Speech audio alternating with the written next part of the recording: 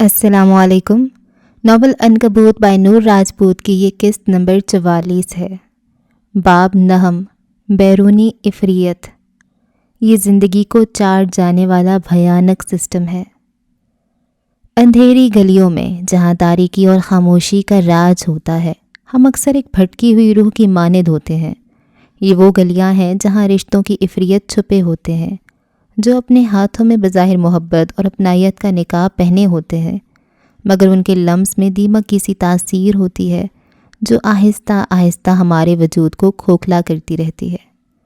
یہ ایسی عفریت ہیں جن سے ہم لڑ نہیں سکتے، کیونکہ یہ ہمارے اپنے ہی رشتوں، ہمارے والدین، شریک حیات، بھائی بہن یا قریبی دوستوں کے روپ میں ہمارے ساتھ جڑے ہوتے ہیں۔ ان کا زہر کسی زہریلے تیر کی مانند نہیں ہوتا، بلکہ یہ میٹھی باتوں میں چھپا ہوتا ہے۔ تمہیں ایسا کرنا چاہیے، ہم تمہارے بھلے کے لیے کہہ رہے ہیں، جیسے جملوں میں لپٹا ہوتا ہے۔ یہ جملے ہمارے انتخاب، ہماری خواہشوں اور ہماری انفرادیت کو اس طرح دبا دیتے ہیں کہ ہم خود اپنی ہی پہچان سے بیگانے ہو جاتے ہیں۔ یہ رشتوں کی عفریت ہمیں بے بسی کا احساس دلاتے ہیں، جہاں ہماری اپنی آواز دب جاتی ہے اور ہم صرف ان کی توقعات اور خواہشات کا ایک عکس بن کر رہ جاتے ہیں۔ اور سب سے تکلیف دہ بات یہ ہے کہ ہم انہیں پہچانتے ہوئے بھی کچھ نہیں کر پاتے، کیونکہ ان سے لڑنا اپنے ہی خون سے جنگ کرنے کے مترادف ہوتا ہے۔ یہ عفریت ہمیں اندر ہی اندر گھٹاتے ہیں، ہماری تخلیقی صلاحیتوں کو کچلتے ہیں اور ہمیں ایک ایسے نفسیاتی دباؤ میں رکھتے ہیں جہاں امید کی شمع گل ہونے لگتی ہے۔ ہماری روح پر ایک غیر مرئی بوجھ بڑھ جاتا ہے، جس کے نیچے ہماری ذاتی آزادی اور خوشی دم توڑ دیتی ہے۔ ہم ایک ایسی دلدل میں پھنس جاتے ہیں جہاں سے نکلنا محال نظر آتا ہے، کیونکہ اس دلدل کے کناروں پر ہمارے اپنے پیارے کھڑے ہوتے ہیں۔ مگر شاید یہی ان کی سب سے بڑی کمزوری ہے کہ ان کا وجود ہمارے اندر موجود خوف اور محبت کے رشتے کی بنیاد پر قائم ہے۔ جب تک ہم ان رشتوں کی عفریت کو پہچان کر ان کی حقیقت کا سامنا کرنے کی جرأت نہیں کرتے، تب تک ہم ان کی گرفت سے آزاد نہیں ہو سکتے۔ شاید اسی ریکگنیشن میں ہماری آزادی کا پہلا قدم ہے۔ اس عفریت سے لڑنے کا آغاز ان حدود کو قائم کرنے سے ہوتا ہے جنہیں وہ پامال کرتا ہے، اور اپنی آواز کو بلند کرنے سے ہوتا ہے جسے وہ دبانے کی کوشش کرتا ہے۔ جہاں فجر معراج اندرونی عفریت سے لڑ رہی تھی، وہیں ولی اپنے بیرونی عفریتوں سے لڑ رہا تھا جو رشتوں کی صورت اس کے گرد موجود تھے، اور ان عفریتوں میں سب سے بڑا عفریت رئیس اورنگزیب تھا۔ لیکن وہ اس عفریت تلے کیوں تھا؟ اس کی ضرورت کیسے پیش آئی؟ اس کے لیے ہمیں کچھ ماہ پیچھے جانا ہوگا، ایڈنبرا ایئرپورٹ کی جانب، جہاں ولی اپنے گھر والوں کے ساتھ کھڑا تھا جب وہ پاکستان کے لیے نکل رہا تھا۔ نینی نے اسے ایک ڈائری تھمائی تھی۔ یہ ڈائری ان کے پاس ضمانت تھی، وہ اسے ولی کو دینے سے ڈرتی تھی۔ یہ افق کے سامان سے ملی تھی، مگر اب یہی صحیح وقت تھا۔ یہی وقت تھا جب اسے اپنی ماں کے بارے میں جاننے کا پورا حق حاصل ہو چکا تھا۔ شام کے سائے گہرے ہو رہے تھے جب ولی نے ایک بار پھر رئیس مینشن کے وسیع و عریض لوہے کے اونچے گیٹ کے سامنے خود کو پایا۔ یہ محض ایک گھر نہیں تھا، بلکہ کئی کنالوں پر پھیلا ایک سفید سنگ مرمر کا قلعہ تھا، جس کی تعمیر میں جلال اور جمال کا ایسا امتزاج تھا کہ دیکھنے والا دنگ رہ جائے۔ چاروں اطراف سے یکساں دکھائی دینے والی یہ عمارت اپنی الگ ہی شان رکھتی تھی۔ پچھلی بار کی دھتکار کی تلخی اب تک اس کے ذہن میں تازہ تھی، مگر نینی کی یقین دہانی کہ اس بار وہ تمہیں اپنا لیں گے، میں نے بات کر لی ہے، اس کے قدموں کو سہارا دے رہی تھی۔ ماں کی ڈائری کے اوراق اس کے سینے میں ایک مقدس امانت کی طرح محفوظ تھے، جن میں لکھا ہر لفظ اسے یہاں کھینچ لایا تھا، اپنی جڑوں سے جڑنے، اپنی ماں کے عزیز بھائی رئیس اورنگزیب سے ملنے کی تڑپ۔ اس کا دل جذبات کی ایک عجیب کیفیت سے لبریز تھا۔ گیٹ پر موجود چوکیدار نے شناختی کارڈ طلب کیا، نام پوچھا، اور پھر اندرونی فون پر کسی سے بات کرنے کے بعد بھاری گیٹ ایک چرچراہٹ کے ساتھ کھل گیا۔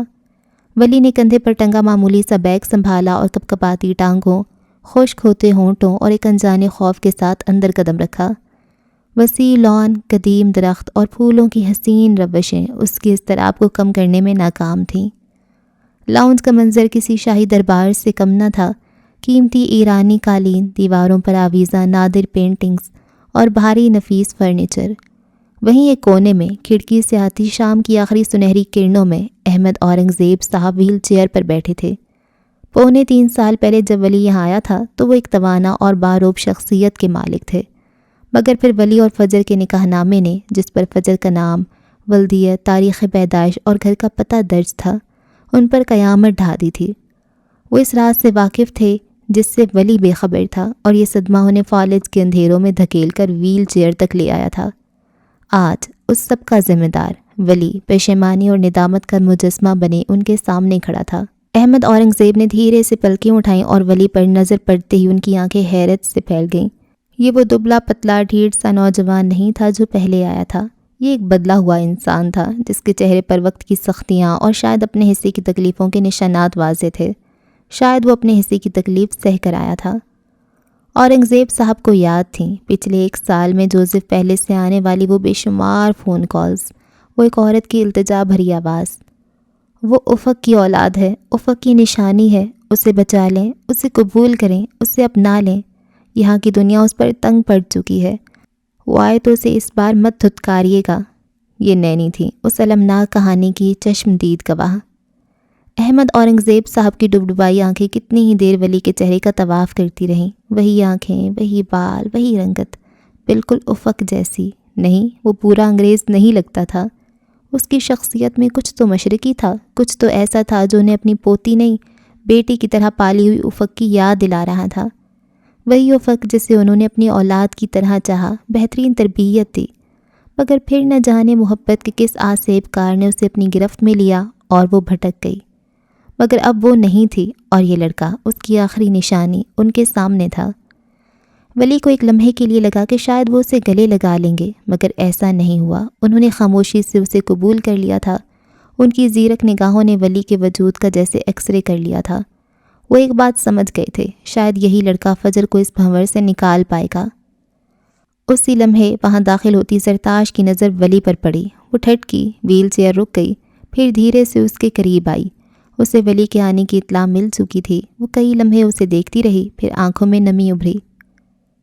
تم کچھ افق آپی جیسے ہو، اس نے بھرائی ہوئی آواز میں کہا۔ سرتاش نرم دل تھی، زندگی نے اس کے ساتھ جو بھی ستم کیے تھے وہ ان کا بوجھ ساری عمر اٹھا کر نہیں بیٹھ سکتی تھی۔ وہ جانتی تھی کہ اس سب میں افق کی کوئی غلطی نہیں تھی۔ رئیس مینشن میں اگر کسی نے ولی کو سب سے پہلے پورے دل سے قبول کیا تھا تو وہ زرتاش اورنگزیب تھی۔ رئیس شہر سے باہر تھا، ولی کو افق کا کمرہ دے دیا گیا۔ کمرہ بالکل ویسے ہی سیٹ تھا جیسا افق اسے چھوڑ کر گئی تھی، ہر شے ترتیب سے جیسے ابھی کل کی بات ہو۔ ولی فجر تک پہنچنے کے لیے بے چین تھا، مگر جانتا تھا کہ یہ آسان نہ ہوگا۔ وہ لڑکی جو اسے مرا ہوا سمجھ چکی تھی، اسے کیسے قبول کرے گی؟ 2 دن وہ اسی ادھیڑ بن میں رہا، راستے تلاش کرتا رہا، اور پھر رئیس لوٹ آیا۔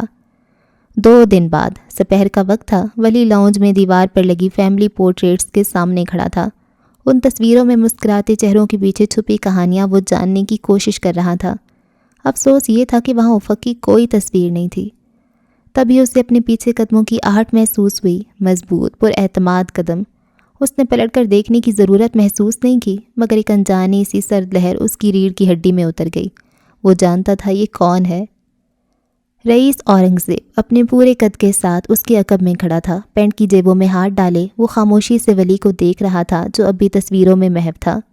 ولی نے گہری سانس لی اور دھڑکتے دل کے ساتھ آہستہ سے پلٹا۔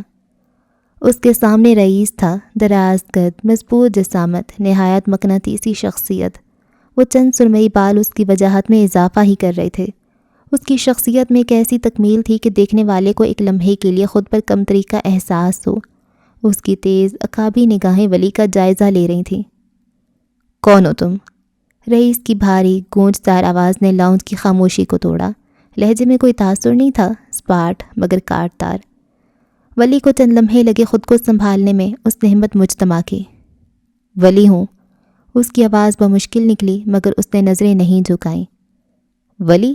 رئیس کے دل کو ہاتھ پڑا۔ اس کا پیارا 6 سالہ بھائی جو بلا وجہ مارا گیا تھا، ولی تو مر چکا تھا، پھر یہ ولی کون تھا؟ یہاں کیوں آئے ہو؟ اگلا سوال پہلے سے زیادہ سخت اور سرد لہجے میں تھا۔ ایسا لگا جیسے ہر لفظ برف کی طرح سرد ہو۔ اس نے ایک قدم آگے بڑھایا، جیسے خود کو اور اپنے مقصد کو ثابت کرنا چاہتا ہو۔ اپنی پہچان ڈھونڈتے ہوئے آیا ہوں۔ رئیس کی آنکھوں میں ایک لمحے کے لیے کوئی ناقابل فہم تاثر ابھرا اور غائب ہو گیا۔ کون سی پہچان؟ یہی کہ میں افق اورنگزیب کا بیٹا ہوں۔ ولی نے اب قدرے سنجیدگی اور مضبوط لہجے میں کہا۔ اس کے اندر کا خوف اب ایک عجیب سی ہمت میں بدل رہا تھا۔ رئیس کے ہونٹوں پر ایک طنزیہ مسکراہٹ ابھری۔ تم جوزف کی اولاد ہو نا، تمہیں یہاں نہیں آنا چاہیے تھا۔ یہ سنتے ہی ولی کے چہرے پر بھی ایک پھیکی تلخ سی ہنسی نمودار ہوئی۔ وہاں کی زمین مجھ پر تنگ پڑ چکی ہے، اس لیے یہاں آیا ہوں۔ رئیس کی نظریں اس کے نشان زدہ گال پر مرکوز تھیں۔ ولی نے جب اس کی نظروں کی تپش اپنے چہرے پر محسوس کی تو خود ہی وضاحت کر دی۔ یہ شناخت چننے کی قیمت چکائی ہے۔ اس کی آواز میں ایک تھکا ہوا مگر اٹل عزم تھا۔ رئیس نے گہری طویل سانس لی، جیسے کوئی ناگوار فیصلہ سنانے سے پہلے خود کو تیار کر رہا ہو۔ ایک جتاتی ہوئی حتمی نظر اس پر ڈالی۔ جتنا جلدی ہو سکے یہاں سے چلے جانا۔ وہ اسے تنبیہ کرتے ہوئے مزید کچھ کہے بغیر پرشکوہ زینوں کی جانب بڑھ گیا۔ اس کا ہر قدم اس کے فیصلے کی مضبوطی کا اعلان کر رہا تھا۔ ولی وہیں کھڑا اسے جاتا دیکھتا رہا۔ رئیس کے الفاظ کانوں میں سیسا پگھلا رہے تھے، مگر اس کے ذہن میں افق کے لکھے الفاظ گونج اٹھے۔ وہ مجھ سے ناراض ہے، وہ مجھ سے نفرت کرتا ہے۔ میں نے اس سے کیا وعدہ توڑ دیا، میں نے اسے دھوکہ دیا، میں نے اسے چھوڑ دیا۔ وہ میرا انتظار کرتا رہا، وہ مجھے کبھی معاف نہیں کرے گا۔ نہیں، معاف تو کرنا ہی ہوگا۔ اس نے اپنے دل میں عہد کیا، وہ یہاں آ ہی گیا تھا تو سب ٹھیک کر کے جائے گا۔ اسے اپنی ماں کے رشتوں کے دل سے بدگمانی، یہ نفرت مٹانی تھی۔ یہ کام آسان نہیں تھا، یہ وہ جانتا تھا۔ یہ کٹھن، محنت طلب اور صبر آزما سفر ہونے والا تھا، مگر وہ پیچھے نہیں ہٹے گا، اپنی ماں کے لیے، اپنے لیے اور شاید فجر کے لیے۔ رات کی سیاہی گہری ہو چکی تھی۔ رئیس مینشن کے وسیع و عریض دالانوں میں ایک خاموشی کا راج تھا، جیسے کبھی کبھار دور سے آتی کسی پہرے دار کے قدموں کی چاپ یا ہوا سے سرسراتے پتوں کی آواز توڑ دیتی۔ ولی دبے پاؤں احمد اورنگزیب کے کمرے میں داخل ہوا۔ ہلکی روشنی میں کمرے کا بھاری فرنیچر اور دیواروں پر لٹکے پردے ایک عجیب سی ہیبت طاری کر رہے تھے۔ دواؤں کی ایک مخصوص ہلکی سی مہک فضا میں رچی بسی تھی۔ احمد صاحب اپنے بستر پر نیم دراز تھے، آنکھیں چھت پر مرکوز، مگر جیسے کچھ دیکھ ہی نہ رہی ہوں۔ ولی دھیرے سے چلتا ہوا ان کی بیڈ کی پائنیتی پر بیٹھ گیا۔ اس کا سر ندامت سے جھکا ہوا تھا۔ زرتاش نے بتایا تھا وہ جب پچھلی بار یہاں آیا تھا اور اس نے احمد صاحب سے جو بھی کہا تھا، اس کے بعد سے ان کی یہ حالت ہو گئی تھی۔ مجھے معاف کر دیجئے گا۔ اس کی آواز میں شرمندگی اور ایک گہرا دکھ تھا۔ میں نے اپنی ضد میں، اپنی نادانی میں آپ کا دل بہت دکھایا، اس کا اندازہ ہے مجھے۔ کاش میں وقت کو پیچھے لے جا سکتا۔ وہ صاف دل کا مالک تھا۔ اپنی ضد میں اس نے اپنے باپ اور اورنگزیب خاندان سے بدلہ لینے کے لیے جو کیا تھا وہ اس پر شرمندہ تھا۔ احمد اورنگزیب خاموش رہے، ان کے چہرے پر کوئی تاثر نہ ابھرا۔ زرتاش نے بتایا تھا کہ وہ پچھلے 3.25 سال سے ایک لفظ بھی نہیں بولے تھے۔ یہ خاموشی کسی بھی ملامت سے زیادہ کاٹ تار تھی۔ ولی کافی دیر ان کے قریب بیٹھا رہا۔ وہ انہیں اپنی ماں افق کی باتیں سناتا رہا، بچپن کی وہ دھندلی یادیں جو اس کے ذہن میں محفوظ تھیں۔ پھر اس نے افق کی ڈائری نکالی اور کانپتے ہاتھوں سے وہ اوراق پلٹنے لگا جس میں افق نے اپنے بابا کا ذکر محبت اور احترام سے کیا تھا۔ وہ ڈائری کے کچھ حصے انہیں پڑھ کر سناتا رہا، اس امید پر کہ شاید یہ الفاظ ان کے دل پر جمی برف کو پگھلا سکیں۔ جب الفاظ ختم ہو گئے اور کہنے کو کچھ باقی نہ رہا تو وہ ایک گہری سانس لے کر خاموشی سے اٹھ کھڑا ہوا۔ دل بوجھل تھا۔ اس نے ایک آخری نظر احمد صاحب پر ڈالی جو اب بھی اسی طرح چھت کو تک رہے تھے۔ مایوسی اس کے قدموں میں اتر آئی۔ جیسے ہی وہ مڑا اور دروازے کے قریب پہنچا، ایک ایسی آواز نے اسے چونکا دیا جس کی اسے قطعی امید نہ تھی۔ تم اس لڑکی کے لیے یہاں آئے ہو نا؟ آواز کمزور تھی مگر واضح، جیسے کوئی بہت عرصے بعد بولا ہو۔ ولی بجلی کسی تیزی سے پلٹا۔ اس کا دل زور سے دھڑکنے لگا۔ احمد اورنگزیب اسے ہی دیکھ رہے تھے۔ ان کی آنکھوں میں ایک عجیب سی چمک تھی، حیرت، شناسائی اور شاید خوف کا ایک عنصر۔ فجر معراج کے لیے؟ احمد صاحب نے اپنی بات جاری رکھی۔ جس سے تم نے کورٹ میرج کی تھی؟ یہ سوالات ولی کے لیے بالکل غیر متوقع تھے۔ وہ سمجھنے کی کوشش کرنے لگا کہ یہ سب کیا ہو رہا ہے۔ احمد صاحب کے چہرے پر انتہائی سنجیدگی تھی اور ان کی آنکھوں کی گہرائی میں کہیں ایک انجانا سا ڈر بھی چھپا تھا۔ آپ جانتے ہیں اسے؟ اس کے منہ سے بس اتنا ہی نکل سکا۔ وہ تیزی سے ان کی طرف بڑھا۔ احمد صاحب نے اپنا دایاں کمزور سا ہاتھ اٹھا کر اسے وہیں رکنے کا اشارہ کیا۔ یاد رہے، ان کی آواز میں اب ایک تاکیدی لہجہ تھا، رئیس کو پتہ نہ چلے تم یہاں کس لیے آئے ہو اور اس لڑکی سے تمہارا کیا تعلق ہے۔ یہ ولی کے لیے مزید حیران کن تھا۔ وہ بھی اختیار ان کی جانب بڑھنا چاہتا تھا مگر ان کے اٹھے ہوئے ہاتھ نے اسے روک دیا۔ وقت کے ساتھ تمہیں سب پتہ چل جائے گا۔ ان کی آواز میں تھکن تھی مگر الفاظ میں ایک وزن تھا۔ یہاں رہنا ہے اور اس لڑکی تک پہنچنا ہے تو رئیس کا بھروسہ جیتنا ہوگا ہر قیمت پر، مگر یاد رہے اس سے تمہارے اصل مقصد کی بھنک بھی نہ بڑھے، ورنہ وہ دن قیامت کا ہوگا۔ وہ لڑکی فجر رئیس کے لیے دشمن ہے۔ احمد صاحب نے کہہ کر آنکھیں موند لیں جیسے اپنی ساری توانائی خرچ کر دی ہو۔ وہ وہیں ساکت کھڑا تھا، اس کا ذہن بری طرح الجھ چکا تھا۔ احمد اورنگزیب کے الفاظ اس کے دماغ میں ہتھوڑوں کی طرح برس رہے تھے۔ فجر رئیس کی دشمن؟ یہ کیسے ممکن تھا؟ اس دن ولی کو پہلی بار شدت سے اندازہ ہوا تھا کہ فجر کا اس خاندان سے کوئی بہت گہرا اور شاید خطرناک تعلق ضرور تھا۔ وہ ایک دم چوکنا ہو گیا اور خاموشی سے وہاں سے نکل گیا۔ یہ دنیا، یہ رشتے اتنے سیدھے نہیں تھے جتنے نظر آتے تھے۔ وہ پہلے سے محتاط ہو چکا تھا۔ اگلے کئی دن اس نے ایک عجیب سی بے چینی اور کشمکش میں گزارے۔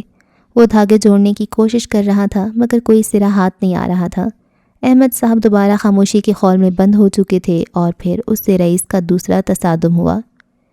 یہ چھٹی کا دن تھا، سردیوں کا موسم، مگر آج دھوپ نہایت خوشگوار تھی۔ ولی باہر لان میں بنے شیشے کے سن روم میں بیٹھا تھا۔ اس کے ہاتھ میں وہاں رکھی کتابوں میں سے ایک تھی مگر اس کا دھیان کہیں اور تھا۔ وہ منار جانے کا سوچ رہا تھا، فجر سے ملنے کا، مگر کیسے؟ احمد صاحب کی تنبیہ اس کے کانوں میں گونج رہی تھی، کوئی رستہ سجھائی نہیں دیتا تھا۔ تبھی سن روم کا دروازہ کھلا اور رئیس اندر داخل ہوا۔ اس کی آمد غیر متوقع تھی۔ سردیوں کی ہلکی دھوپ اس کے چہرے اور بالوں پر پڑ کر ایک عجیب سی چمک پیدا کر رہی تھی۔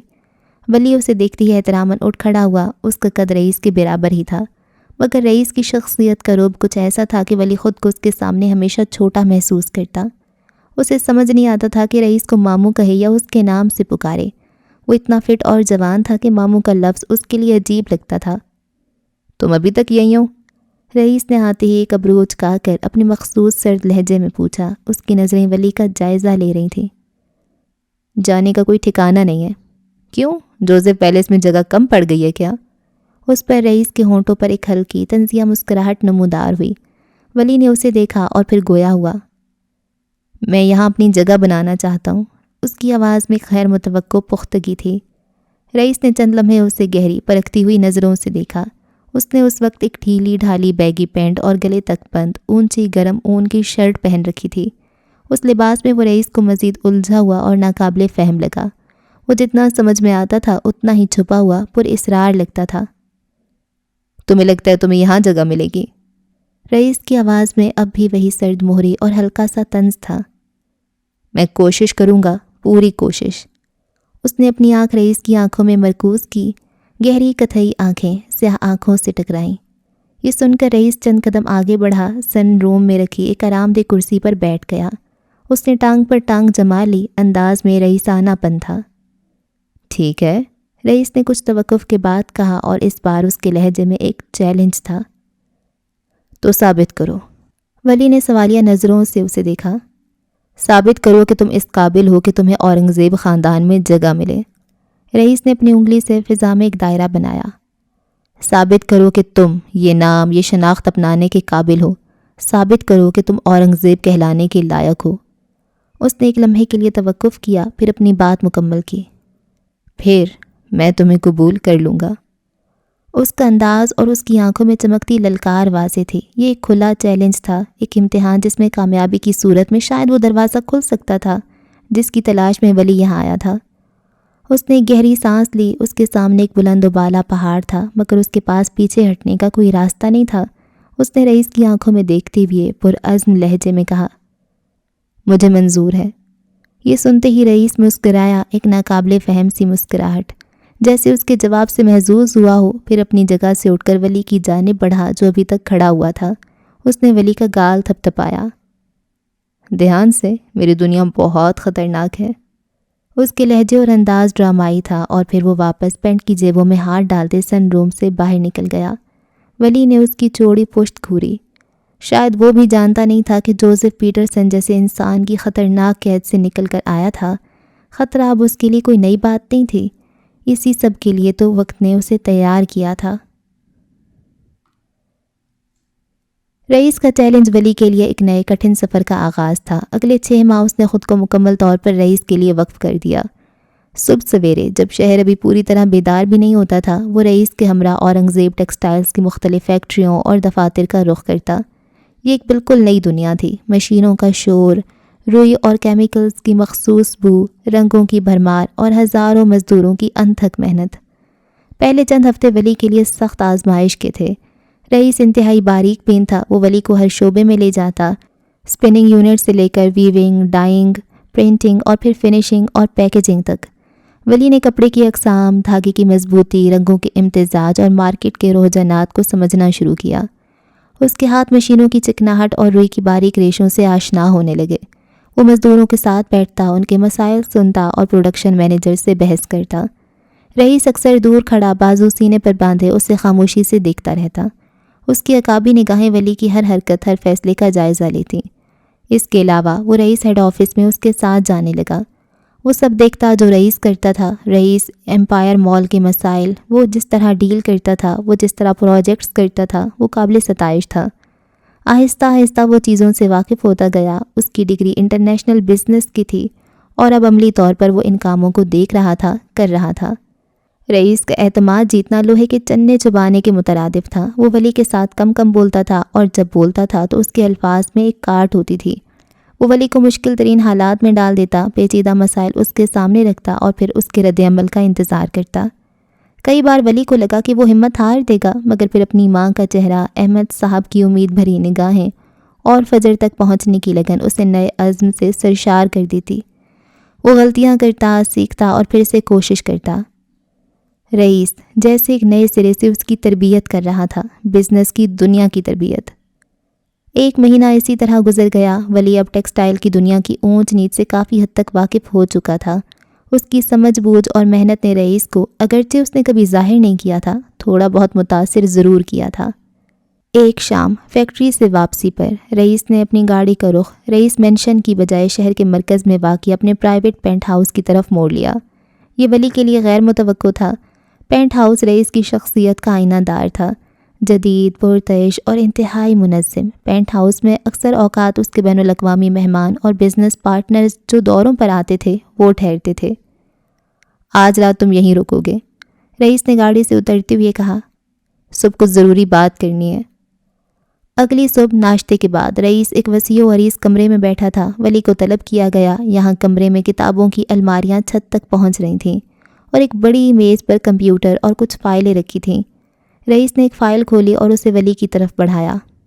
اسے دیکھو۔ فائل میں کچھ کمپنیوں کے پروفائلز اور مالیاتی رپورٹس تھیں۔ ولی نے انہیں غور سے دیکھنا شروع کیا۔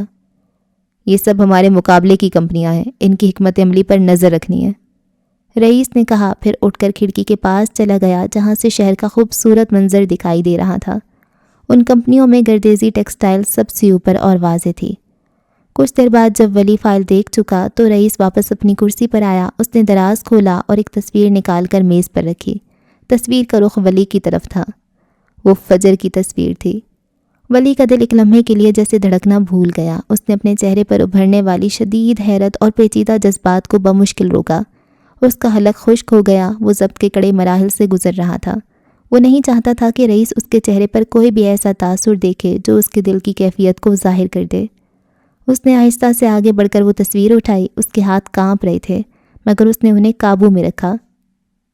یہ منار فیشن کمپنی کی مالک ہے، فجر معراج۔ رئیس کی آواز انتہائی اسپاٹ تھی، جیسے وہ کسی بے جان شے کا تعارف کروا رہا ہو۔ سمجھ لو کہ یہ دشمن ہے۔ میں یہ کام کسی باہر والے کو نہیں دے سکتا تھا۔ پچھلے 1 مہینے میں تم یہاں کے کام اور ماحول سے اچھی طرح واقف ہو چکے ہو۔ رئیس اٹھا اور اپنے وسیع و عریض واک ان کلازٹ کی طرف بڑھ گیا۔ وہاں شیشے کے دروازوں کے پیچھے بیش قیمت سوٹوں کی قطاریں نظر آ رہی تھیں۔ اب تمہیں اس پر نظر رکھنی ہے، رئیس نے کلازٹ سے ایک نیا نہایت قیمتی کوٹ نکالتے ہوئے کہا، جیسے یہ کوئی معمول کا کام ہو۔ اس کے ایک ایک کام پر، ایک ایک پروجیکٹ پر، اس کی ہر حرکت کی خبر مجھے ملنی چاہیے۔ ولی وہ تصویر ہاتھ میں پکڑے ساکت کھڑا تھا۔ اس کے ذہن میں ہزاروں سوالات گردش کر رہے تھے۔ کیا میں جان سکتا ہوں نظر کیوں رکھنی ہے؟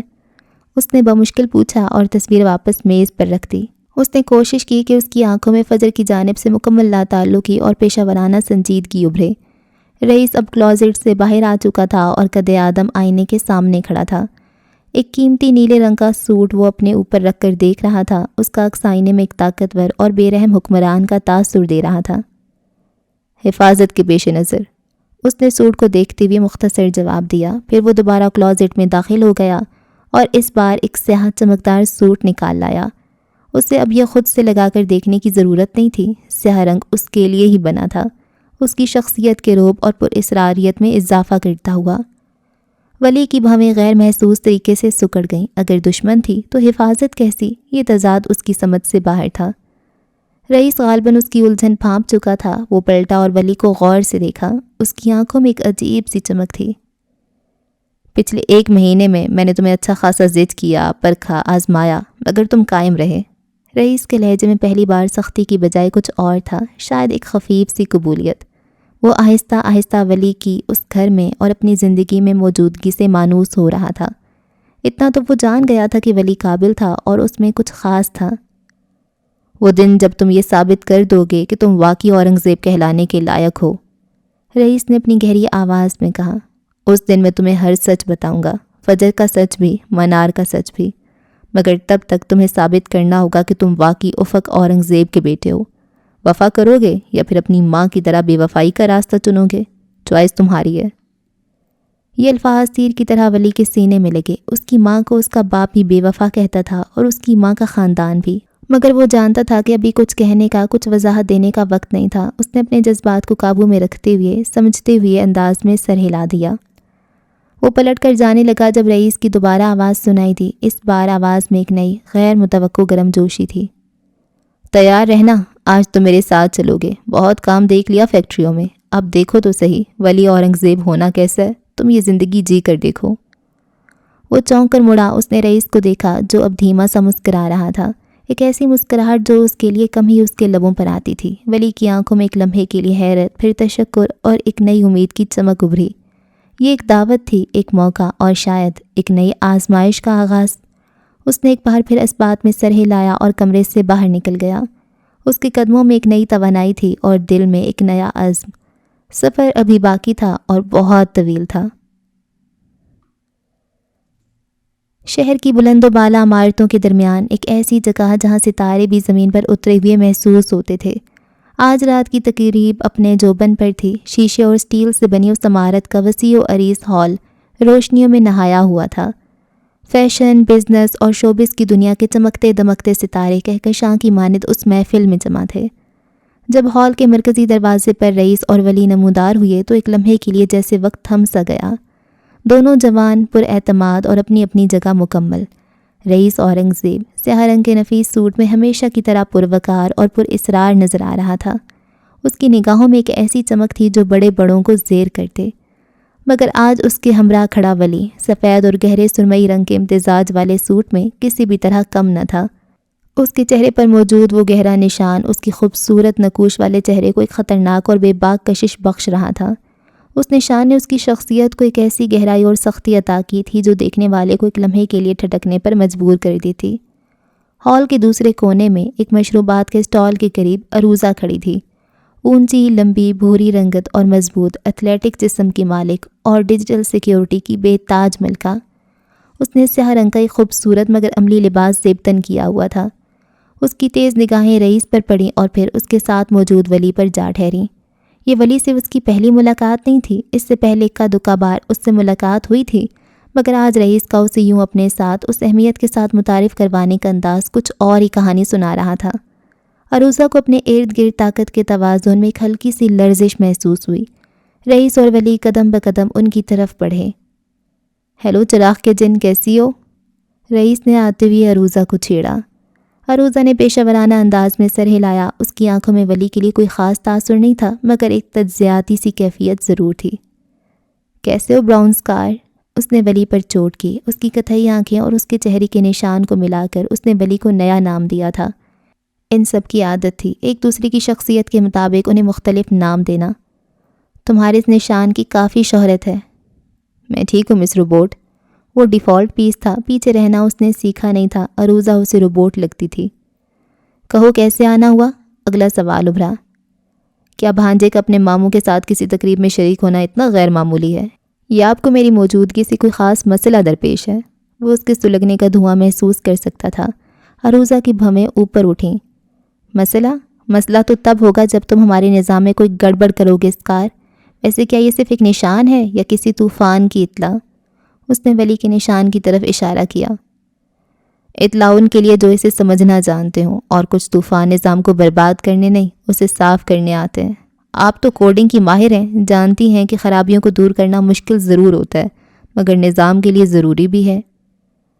دیکھتے ہیں یہ کس پر بھاری پڑتا ہے اسکار۔ اورنگزیب نام کے ساتھ بہت سی توقعات وابستہ ہوتی ہیں، اور رئیس اورنگزیب کے ساتھ کھڑے ہونے کی ایک قیمت ہے۔ کیا تم اس قیمت کے لیے تیار ہو؟ ولی کی آنکھوں میں ایک عجیب سی چمک آئی، جیسے کسی پرانے زخم کو چھیڑ دیا گیا ہو۔ قیمتیں تو میں ایک عرصے سے ادا کر رہا ہوں مس روبوٹ، شاید آپ سے بھی زیادہ۔ اس کے لہجے میں تلخی اور عزم تھا۔ اور توقعات پر پورا نہ اترنا میرا پرانا شوق ہے۔ آپ بس اپنے سیکیورٹی سسٹم اپڈیٹ رکھیں۔ سنا ہے نئے وائرس سسٹم کے لیے زیادہ خطرناک ہوتے ہیں۔ عروضہ نے ولی کے چہرے پر نظریں جمائے رکھیں، جیسے اس کے اندر تک پڑھنے کی کوشش کر رہی ہو۔ پھر وہ آہستہ سے مسکرائی، ایسی مسکراہٹ جس میں چیلنج بھی تھا اور شاید ایک نئی دلچسپی بھی۔ دیکھتے ہیں یہ نیا وائرس کتنا اثر دکھاتا ہے۔ فی الحال تقریب سے لطف اٹھائیں، یہاں بہت سے نظام ہیں جنہیں آپ کی صلاحیتوں کا انتظار رہے گا۔ ایک لمحے کے لیے دونوں کے درمیان ایک سرد خاموش جنگ کا سا سما پیدا ہو گیا۔ رئیس جو انہیں چونچ لڑاتے دیکھ رہا تھا، اس کے چہرے پر ایک ہلکی سی تقریباً ناقابل فہم مسکراہٹ تھی۔ وہ جانتا تھا کہ اس نے شطرنج کی بساط پر ایک نیا طاقتور مہرہ آگے بڑھا دیا تھا۔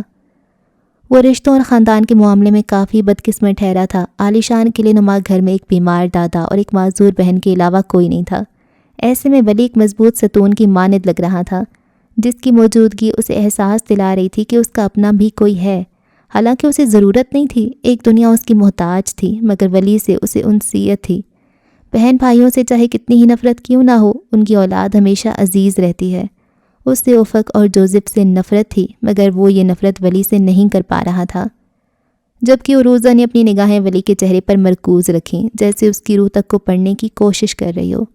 اس نے عروضہ کو ایک آخری پر اعتماد نگاہ سے دیکھا اور پھر رئیس کے اشارے پر ہجوم میں دی کر مہمانوں کی طرف بڑھ گیا۔ اس کے قدم مضبوط تھے اور اس کے ارادے اس سے بھی زیادہ۔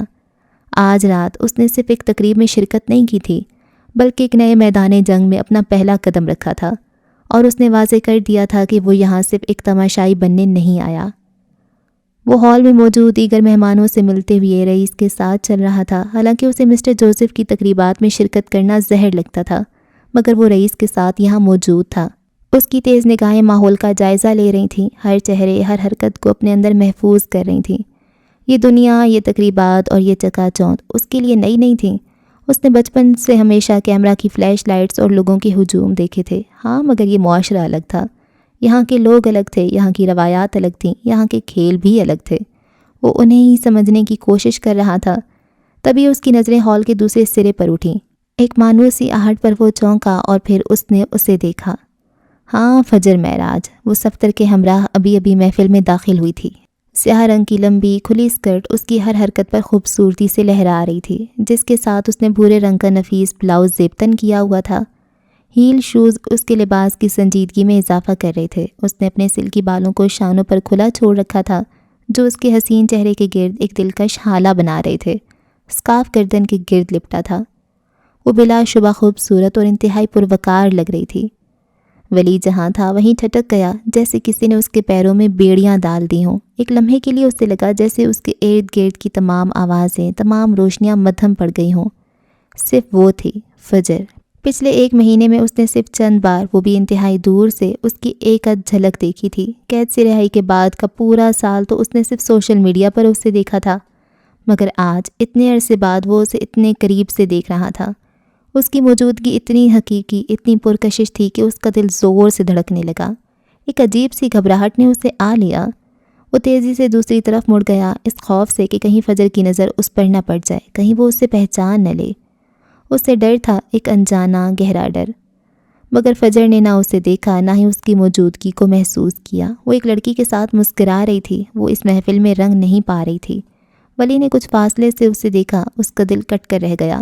جس عورت کے لیے وہ ایک دنیا جیت کر موت کے منہ سے نکل کر آیا تھا، آج اس سے ملنا، اس تک پہنچنا اتنا مشکل کیوں ہو رہا تھا؟ اور پھر اس کی نظر اپنے ہاتھ پر پڑی۔ بے اختیار اس کا ہاتھ اپنے چہرے کے اس نشان کی طرف بڑھا جو اب اس کی پہچان بن چکا تھا۔ اس چہرے کے ساتھ تو یہ اور بھی مشکل تھا۔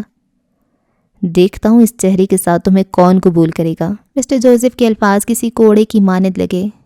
کیا فجر اسے قبول کر پاتی؟ وہ تو اس چکا چوند اور چمک دمک والی زندگی کی عادی تھی جو کامیابی کی سیڑھیاں تیزی سے چڑھ رہی تھی۔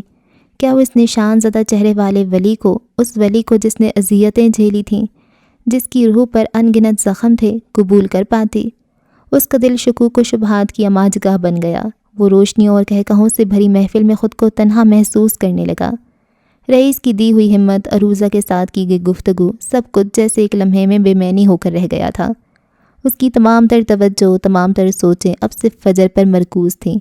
وہ اسے دیکھتا رہا ایک ایسی حسرت بھری نگاہ سے جسے شاید لفظوں میں بیان کرنا ممکن نہ تھا۔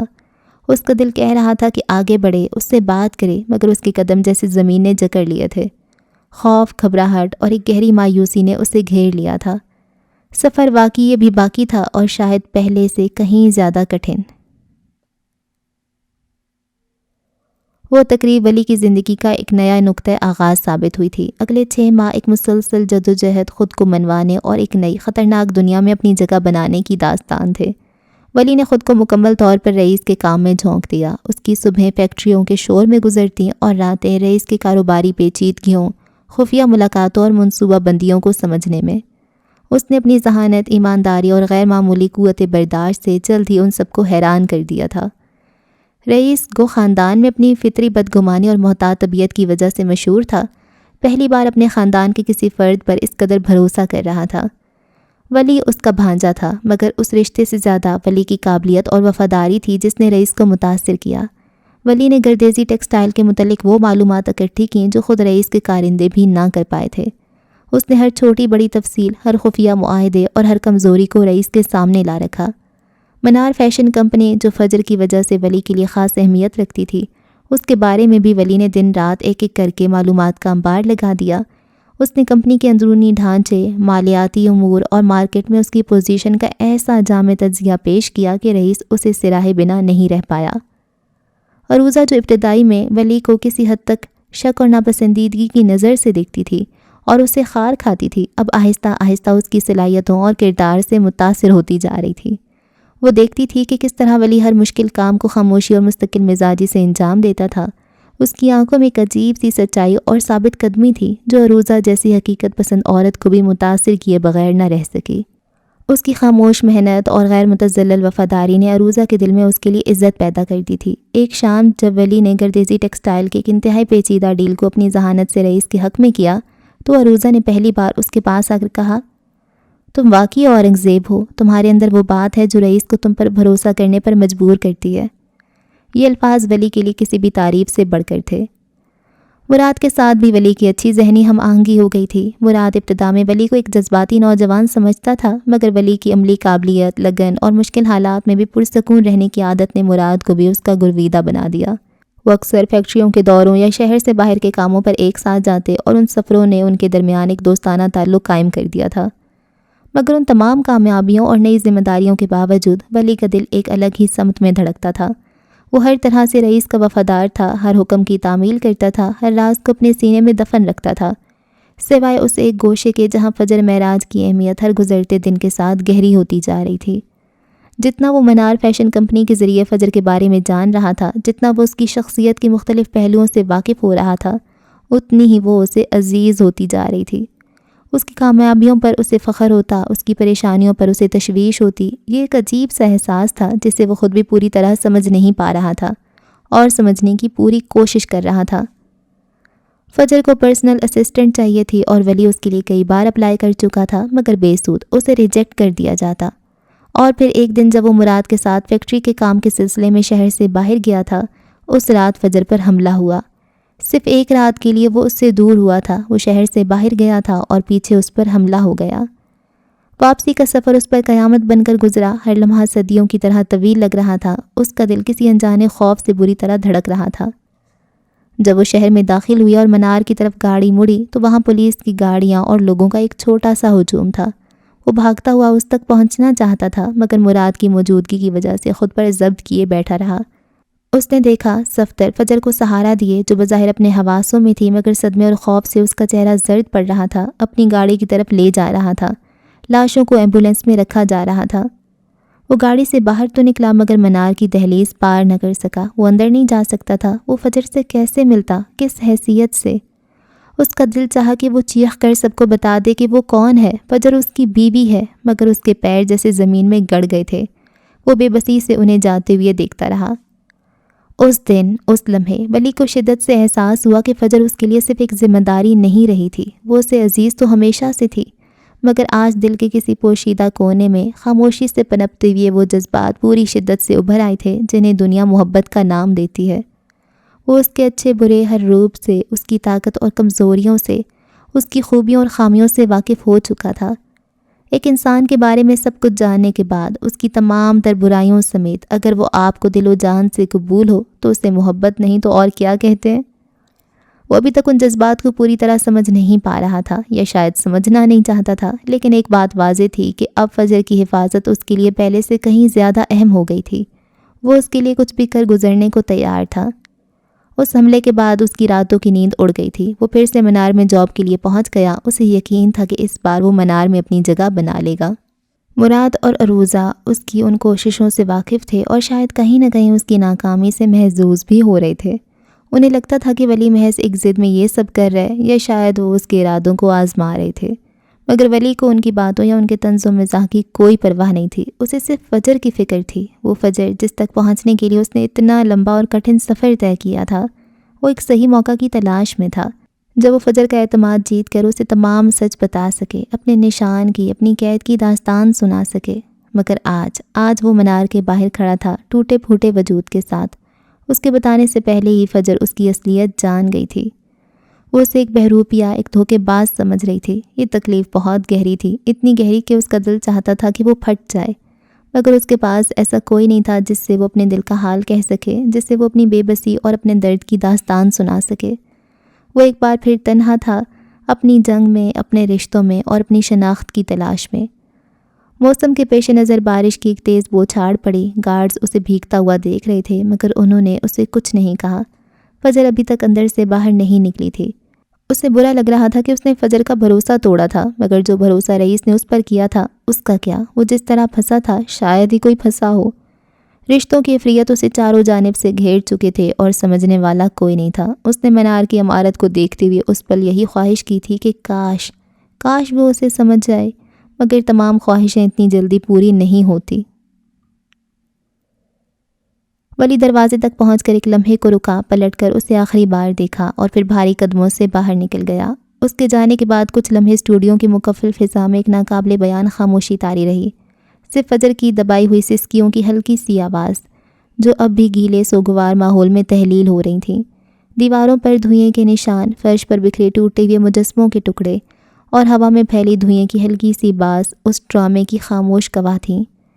پھر جیسے کسی نے جادوئی چھڑی گھمائی، سب کچھ بدل گیا۔ وہ سسکیاں یکلخت تھم گئیں۔ فجر جو چند لمحے قبل زینے پر ایک بے بس شکست خوردہ وجود کی مانند سکڑی بیٹھی تھی، دھیرے سے سیدھی ہوئی۔ اس نے اپنے گھٹنوں پر سے تھوڑی اٹھائی، ٹانگیں نچلے زینے پر ٹکائیں اور اپنی کمر کو ایک کمان کی طرح سیدھا کیا۔ اس کی گردن میں ایک مغرور تناؤ ابھرا، چہرے پر ابھرنے والے تاثرات ناقابل فہم تھے، نہ دکھ، نہ خوف، نہ بے بسی۔ ایک عجیب سی سرد مہری تھی جو کسی طوفان کے بعد کے سناٹے کی یاد دلاتی تھی۔ اس نے اپنے دائیں ہاتھ کی شہادت کی انگلی آہستگی سے بلند کی اور اپنی پلکوں کی باڑ پر اٹکے ہوئے آخری آنسو کے موتی کو احتیاط سے چن لیا۔ وہ قطرہ اس کی انگلی کی پور پر ایک ننھے سے ہیرے کی مانند چمک رہا تھا۔ کئی پل وہ اسے تکتی رہی جیسے وہ کوئی نایاب جوہر ہو، اپنے ہی تخلیق کردہ فن کا شاہکار۔ اس نے وہ آنسو فضا میں جھٹک دیا، پھر اس کے لبوں پر ایک بے ساختہ کھنکھناتی ہنسی نمودار ہوئی۔ یہ ہنسی کسی معصوم لڑکی کی نہ تھی، بلکہ اس میں ملکہ ملعون جیسی فاتحانہ کھنک تھی، ایک ایسی ملکہ جس نے اپنے دشمن کو اپنے ہی جال میں الجھا کر اپنی شرائط پر شکست فاش دی ہو۔ مان گئے فجر معراج، اس نے خود سے سرگوشی کی، لہجے میں خود اعتمادی اور تحسین کا رنگ واضح تھا۔ تم واقعی ایک اچھی اداکارہ ہو۔ وہ اٹھ کھڑی ہوئی، اس کا دراز قد زینے پر ایک بلند مینار کی طرح دکھائی دے رہا تھا۔ اس کے چہرے پر اب ایک معنی خیز مسکراہٹ رقصاں تھی۔ اس نے ایک گہری مطمئن سانس لی، جیسے کسی بڑی مہم کو سر کرنے کے بعد فاتح سکون کا سانس لیتا ہے۔ پھر اس نے اپنا ہی کندھا تھپ تھپاتے ہوئے خود کو داد دی۔ وہ اب اعتماد سے زینے اتر رہی تھی، ہر قدم میں ایک نئی توانائی، ایک نئی طاقت تھی۔ جلے ہوئے کپڑے، دھوئیں سے لتھڑی دیواریں اور فرش پر بکھرے اس کے اپنے ہاتھوں سے بنائے کاسٹیوم کے ٹکڑے، جو ابھی کچھ دیر پہلے اس کی بے بسی کا نوحہ پڑھتے محسوس ہو رہے تھے، اب اسے حیرت اور شوق سے تک رہے تھے۔ وہ جانتی تھی ولی اس وقت کس اذیت ناک گلٹ میں مبتلا ہوگا۔ یہ احساس جرم، یہ پچھتاوا، یہی تو اس کی سزا تھی۔ ہاں، وہ فجر معراج تھی۔ وہ دوسروں کو احساس جرم کی سولی پر چڑھا کر اذیت دینے کا فن سیکھ چکی تھی۔ وہ ایسی ملکہ تھی جو اپنے انتقام کی آگ خود بھڑکا کر اور پھر اس کی تپش سے دوسروں کو جھلسا کر مار سکتی تھی۔ شاید وہ یہ سب کبھی نہ کرتی اگر پچھلی رات اس نے وہ سب نہ دیکھا ہوتا جس نے اس کی دنیا الٹ پلٹ کر رکھ دی تھی۔ وقت تیزی سے پیچھے بھاگا۔ یہ سارا کے نکاح سے اگلی رات کی بات تھی۔ شہر کے سب سے مہنگے اور خصوصی ریستوران کی مخملی فضا میں ایک خاص قسم کا سکوت چھایا ہوا تھا۔ یہ جگہ مشہور شخصیات اور پوش طبقے کے لیے مخصوص تھی، جہاں پرائیویسی کو اولین ترجیح دی جاتی تھی۔ مدھم روشنی، نفیس فرنیچر اور ہوا میں تیرتی ہلکی سی کلاسیکی موسیقی ایک پرتعش ماحول بنا رہی تھی۔ اسی ریستوران کے ایک کونے میں شیشے کی بڑی کھڑکی کے قریب رکھی گول میز کے گرد فجر اور فلک بیٹھی تھی۔ فلک نے ہی اسے یہاں مدعو کیا تھا۔ وہ اس وقت ایک سادہ ریشمی فراک میں ملبوس تھی جس کا رنگ گہرا نیلا تھا اور اس پر ہاتھ کی نازک کڑھائی تھی۔ اس کے گھنے گھنگریالے بال صفائی سے ایک چٹیا میں گندھے ہوئے تھے جو اس کی کمر تک آ رہے تھے۔ اس کے برعکس فجر ایک سادہ مگر خوبصورت کاٹن کے سوٹ میں تھی، ہلکے آسمانی رنگ کا، جس پر سفید دھاگے کی نازک پیلیں بنی تھی۔ اس کے بال ایک سادہ سے جوڑے میں قید تھے، گردن میں ایک ہلکا سا اسکارف لپٹا ہوا تھا اور آنکھوں پر چشمہ جمع تھا۔ میز پر کافی کے 2 مگ دھرے تھے، لیپ ٹاپ اور کچھ کاغذات بکھرے ہوئے تھے جن پر ان کے آئندہ پروجیکٹ کے نوٹس درج تھے۔ وہ دونوں ایک ایسے تخلیقی منصوبے پر کام کر رہی تھیں جسے فجر اپنے ذاتی پروجیکٹ کے طور پر پایہ تکمیل تک پہنچانا چاہتی تھی۔ دیکھو فلک، فجر نے اپنے چشمے کی شیشوں کے پیچھے سے کاغذات پر نظریں جمائے ہوئے کہا۔ اس کی آواز میں گہری سنجیدگی تھی۔ میں چاہتی ہوں کہ ہمارے کردار صرف کہانیاں نہ کہیں بلکہ وہ خود ایک کہانی بن جائیں۔ ان کا لباس، ان کا انداز، ہر چیز ان کے اندر کی جنگ اور ان کے سپنوں کی عکاس ہو۔ فلک نے کافی کا ایک سپ لیا۔ ہاں، میں تمہاری بات سمجھ رہی ہوں۔ میرے ذہن میں جو مرکزی کردار ہے، مہپارا، وہ ایک چھوٹے سے گاؤں کی لڑکی ہے جس کے خواب آسمان کو چھونے کے ہیں، لیکن معاشرتی بندھن اسے جکڑے ہوئے ہیں۔ میں چاہتی ہوں کہ اس کا ابتدائی لباس اس کی مجبوریوں کو ظاہر کرے، شاید دبے ہوئے رنگ، روایتی انداز، لیکن جیسے جیسے وہ اپنی پہچان کے لیے لڑے گی، اس کے لباس میں بھی وہ خود اعتمادی اور آزادی چھلکے گی۔ فجر کی آنکھوں میں چمک ابھری۔ ہم اس کے لیے ایسے رنگ منتخب کریں گے جو پہلے تو زمینی ہوں، مٹی سے جڑے ہوئے، لیکن پھر آہستہ آہستہ ان میں آسمان کے رنگ شامل ہوتے جائیں، نیلا، سنہرا، حتیٰ کہ وہ رنگ جو قوس قزح میں بھی کم کم نظر آتے ہیں۔ اس کا پہناوا اس کی روح کا آئینہ دار ہوگا۔ جب وہ اپنے خوابوں کی پہلی سیڑھی چڑھے تو اس کے دوپٹے کا لہراؤ ہوا میں پرواز کرتا محسوس ہو۔ اور دوسرا کردار سحر ہے، فلک نے لیپ ٹاپ کی ایک اور فائل کی طرف اشارہ کرتے ہوئے کہا۔ وہ شہر کی پڑھی لکھی خود مختار لڑکی ہے، لیکن اندر سے اپنی شناخت کے بحران کا شکار ہے، باہر سے مضبوط لیکن اندر سے ٹوٹی ہوئی۔ اس کے لیے کیا سوچے؟ فجر نے ایک لمحے کو سوچا۔ اس کی انگلیاں میز پر ایک انجانا ساز بجا رہی تھیں۔ سحر کے لیے ہم جدید اور روایتی امتزاج دکھا سکتے ہیں، شاید تیز کٹ والے مغربی طرز کے لباس، لیکن ان میں کہیں نہ کہیں مشرقی ثقافت کی ایک جھلک، ایک ادھورا پن۔ رنگوں میں تضاد ہو سکتا ہے، گہرے اور ہلکے رنگوں کا کھیل جو اس کی اندرونی انتشار کی علامت ہو۔ اس کا لباس ایسا ہو جسے دیکھ کر لگے کہ وہ دنیا کو تو فتح کر سکتی ہے لیکن خود سے بھی جنگ جاری ہے۔ کمال ہے، فلک نے تحسین آمیز لہجے میں کہا۔ تمہارے پاس صرف رنگ اور کپڑے نہیں بلکہ کرداروں کی نفسیات کو سمجھنے کی بھی صلاحیت ہے۔ ہم مل کر واقعی کچھ ایسی تخلیق کر سکتی ہیں جو لڑکیوں کے دلوں کو چھو جائے، انہیں یہ احساس دلائے کہ ان کے خواب قیمتی ہیں اور ان کی پہچان کسی کی محتاج نہیں۔ فلک اب اسے بے تکلفی سے تم بلا رہی تھی۔ فجر کی شخصیت ایسی تھی کہ وہ اسے خود سے بڑی عمر کی سمجھ رہی تھی، مگر در حقیقت وہ اس کی ہم عمر بلکہ کچھ چھوٹی ہی تھی۔ فجر نے مسکرا کر اس بات میں سر ہلایا۔ یہی تو مقصد ہے فلک، ایسی کہانیاں، ایسے کردار جو انہیں بتائیں کہ سمت کا تعین صرف وہ خود کر سکتی ہیں، کوئی اور نہیں۔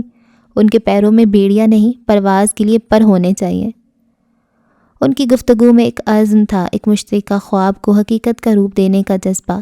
ریستوران کی پرسکون فضا ان کے پرجوش خیالات سے مہک رہی تھی، جہاں دو لڑکیاں ایک لفظوں سے اور دوسری رنگوں اور دھاگوں سے آنے والی نسل کی لڑکیوں کے لیے راہ متعین کرنے کا خواب بن رہی تھیں۔ فلک نے گہرا سانس لیا، اس کی آنکھوں میں ایک لمحے کے لیے تفکر کی پرچھائیاں گہری ہو گئیں۔ لیکن اس نے آہستگی سے کہا، ان گنت لڑکیاں ایسی بھی تو ہیں جن کے پر پیدا ہونے سے پہلے ہی کاٹ دیے جاتے ہیں۔ وہ جو اپنی شناخت بنانے کی خواہش تو دل میں پالتی ہیں، مگر رشتوں کی عفریت، خاندان کی نام نہاد عزت کے بھاری بھرکم بوجھ تلے ان کی ہر امنگ، ہر خواب کو چل دیا جاتا ہے۔ ان کی مجبوری ان پر اس طرح مسلط ہوتی ہے جیسے کوئی نہ اترنے والا عذاب۔ اس نے کافی کا مگ دونوں ہاتھوں میں تھام لیا، ٹھنڈی کافی اندر کی جلن کو ختم کرنے کی کوشش کرنے لگی۔ میں ایک ایسے کردار پر بھی سوچ رہی ہوں، مہتاب، خوبصورت، ذہین، خواب دیکھنے والی آنکھوں کے ساتھ، لیکن ایک ایسے خاندان میں پیدا ہوئی جہاں بیٹی کا وجود صرف ایک ذمہ داری ہے، جسے جلد از جلد کسی محفوظ رشتے میں باندھ کر اتار دینا ہے۔ اس کے خواب جو کبھی تتلیوں کی طرح رنگین تھے، اب بھیانک سپنے بن چکے ہیں جو راتوں کو اسے سونے نہیں دیتے۔ وہ گھٹن، وہ بے بسی، وہ اذیت اسے کیسے دکھائیں گے؟ فجر خاموشی سے فلک کی باتیں سنتی رہی، اس کے چہرے پر گہری سوچ کے آثار نمایاں تھے۔ وہ تصور میں مہتاب جیسی انگنت لڑکیوں کو دیکھ رہی تھی جن کی آنکھوں کی چمک چھین لی گئی تھی، جن کی ہنسی خاموش کرا دی گئی تھی۔ یہ ایک بہت بڑا چیلنج ہے، ایسے کرداروں کے لیے لباس ڈیزائن کرنا صرف کپڑوں کا انتخاب نہیں، بلکہ ان کی روح پر لگے زخموں کو، ان کی خاموش چیخوں کو اور ان کے ادھورے بھیانک خوابوں کو بصری شکل دینے جیسا ہے۔ اس نے میز پر پڑے ایک خالی کاغذ پر پینسل سے کچھ لکیریں کھینچنا شروع کی۔ مہتاب یا اس جیسی کوئی بھی لڑکی، اس کے لباس میں سب سے پہلے تو ایک بوجھل پن ہوگا، ایسے کپڑے جو اس پر لدے ہوئے محسوس ہوں، جو اس کی حرکت کو مقید کریں، بھاری دبیز فیبرک جیسے موٹا کاٹن یا کھردرا ریشم جو اس کی جلد پر بھی چبھتا ہو، اس کی اندرونی اذیت کی علامت بن سکے۔ رنگ، وہ خود کلامی کے انداز میں بولی، رنگ ایسے ہونے چاہیے جیسے کسی نے خوشیوں کے سارے رنگ نچوڑ لیے ہوں، پھیکے، بجھے ہوئے، اداس رنگ، شاید میلا سفید، دھواں سا سرمئی، یا پھر گہرے اداس نیلے اور بنفشی شیڈز جیسے زخموں کے نشان۔ ان رنگوں میں کہیں کوئی اچانک چبھتا ہوا رنگ بھی شامل کیا جا سکتا ہے، جیسے خون کا سرخ یا زہر کا سبز، جو اس کے ڈراؤنے خوابوں کی طرف اشارہ کرے۔ فلک غور سے اس کی باتیں سن رہی تھی، اور اس کی مجبوری، وہ جکڑن جو اسے اپنے ارد گرد محسوس ہوتی ہے، اس کے لیے ہم لباس کی ساخت اور کٹنگ کا استعمال کر سکتے ہیں، فجر نے تیزی سے کہا، اس کی پینسل کاغذ پر متحرک تھی۔ ایسے ملبوسات جن میں گلا گھونٹ دینے والی اونچی کالریں ہوں، یا آستینیں جو ہاتھوں کو قید کر لیں، یا پھر لباس پر ایسی کڑھائی یا ڈیزائن جو جال یا زنجیروں کا تاثر دیں۔ شاید اس کے دوپٹے کا کنارہ اتنا بھاری ہو کہ وہ اسے اوڑھنے کی بجائے گھسیٹتی ہوئی محسوس ہو، ہر چیز میں ایک پابندی، ایک گھٹن کا احساس نمایاں ہو۔ فلک ایک لمحے کو رکی، پھر آہستہ سے بولی، اور ان کے وہ خواب جو نائٹ میئر بن چکے ہیں، ان کا کیا؟ اس کے لیے شاید ہم لباس کے اندرونی حصے میں کچھ کر سکتے ہیں۔ باہر سے لباس سادہ اور پابندیوں کا عکاس ہو، لیکن اس کی استر پر شاید کوئی ادھورا، مسخ شدہ خوابیدہ منظر پرنٹ کیا جا سکتا ہے، کوئی ٹوٹا ہوا پرندہ، مری ہوئی تتلی، بکھرے ہوئے رنگ، یا الجھے ہوئے دھاگے جو کبھی ایک خوبصورت تصویر بننے والے تھے۔ یہ ایک ایسا راز ہوگا جو صرف وہ جانتی ہے، یا شاید کبھی کبھار غیر ارادی طور پر جھلک جائے، اس کی داخلی ٹوٹ پھوٹ کا اشارہ دیتے ہوئے۔ اس نے پینسل نیچے رکھی اور فلک کی طرف دیکھا۔ یہاں تک کہ لباس کی سلوٹ بھی ایسی ہو سکتی ہے جو اس کے جھکے ہوئے کندھوں، اس کی دبی ہوئی شخصیت کی عکاسی کرے۔ لباس ڈھیلا ڈھالا، بے ترتیب ہو سکتا ہے، جیسے اس نے اپنی ذات پر توجہ دینا چھوڑ دی ہو، یا پھر اتنا چست کہ اس کی ہر سانس میں تکلیف کا احساس ہو۔ مقصد یہ ہے کہ جب کوئی اس کردار کو دیکھے تو لباس خود اس کی المناک کہانی بیان کر دے، بغیر ایک لفظ کہے۔ فلک کی آنکھوں میں تحسین کی چمک تھی۔ فجر، تم صرف لباس نہیں بناتی، تم احساسات کو کپڑوں میں ڈھالتی ہو۔ یہ واقعی بہت گہرا ہے۔ ان لڑکیوں کی اذیت کو اس طرح پیش کرنا کہ دیکھنے والے بھی اسے محسوس کریں، یہ ہمارے پروجیکٹ کو ایک نئی جہت دے گا۔ فجر نے ایک تلخ مسکراہٹ کے ساتھ سر ہلایا۔ کاش یہ صرف کہانیاں ہوتیں، کاش یہ اذیتیں صرف ہمارے کرداروں تک محدود ہوتیں، لیکن یہ حقیقتیں ہیں، ہمارے ارد گرد بکھری ہوئیں، اور اگر ہمارا کام ان خاموش چیخوں کو تھوڑی سی بھی آواز دے سکے تو شاید یہ کوشش رائگاں نہ جائے۔ ریستوران کی پرسکون فضا میں ان کی گفتگو ایک ایسے سنگین موڑ پر پہنچ چکی تھی جہاں تخلیق کا عمل سماجی حقیقتوں سے جڑ کر ایک مقصد کی شکل اختیار کر رہا تھا۔ فلک ابھی فجر کی بات پر سر دھن رہی تھی، اس کی نگاہیں میز پر بکھرے کاغذات پر تھیں جن پر ان کے مشترکہ خوابوں کے نقوش تھے۔ اچانک اس نے سر اٹھایا اور بے دہانی میں شیشے کے وسیع دیوار سے باہر جھانکا جو ریستوران کے داخلی راستے اور پارکنگ کی جانب کھلتی تھی۔ ایک لمحے کے لیے اس کی آنکھیں پھیلیں، پھر جیسے پتھرا گئیں۔ کافی کا مگ اس کے ہاتھ سے تقریباً چھوٹتے چھوٹتے بچا۔ اس کے چہرے کا رنگ اڑ گیا جیسے اس نے کوئی آسیب دیکھ لیا ہو۔